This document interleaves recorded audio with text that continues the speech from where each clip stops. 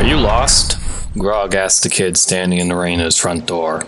The child, dark hair matted by wetness, green eyes shining from his hood, and pale skin hidden and exaggerated by his dark-colored raincoat, shook his head. No.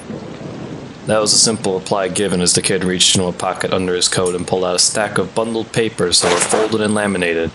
Never a good sign when a kid hands you something like this. Got told to be here by my parents. Grog judged the kid as he stood there looking at him with steely eyes. Smallish, pale skin, definitely didn't look like anyone he knew at that moment in time. Also really blunt in dialogue. He kept an eye on him as he looked at the papers, but his other eye desperately wanted to look at the papers also due to them containing information best described as juicy. From what he could tell, it was a whole host of legal documents and a letter that explained the kid had been left at their doorstep because they had to go, and they could not take him, and they should not expect him to be back anytime soon. It also said that the kid's name was Grim. So, your parents effectively left you and told you to live here. If this was a scam, it was either terrible or genius, Grog thought in his mind.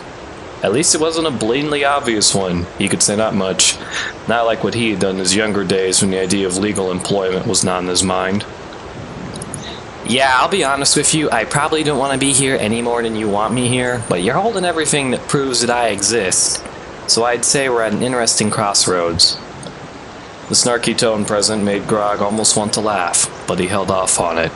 Setting his darkened face into a blank expression, he nodded. He had to be serious in front of this kid for now. Dad, why's Grim here? Grog stopped for a moment and watched as the daughter came down and looked at Grim. Grim nodded to Amelia and smiled a bit, knowing that he at least would be among a friend for the rest of his life. There was also a bit of smugness thrown towards Grog that he failed to notice. Grim didn't really care he failed to notice it. He at least tried to tell him how he felt. You know him? Grog asked as Amelia reached Grim and pulled him inside, away from the cold darkness of the rain into the warmth as well as anti-claustrophobic nature of her house.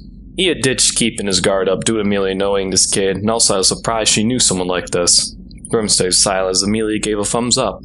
He let her speak for now, defend his case. He could defend himself all he wanted, but Grim felt it best for her to talk. She rarely did that to anyone but him.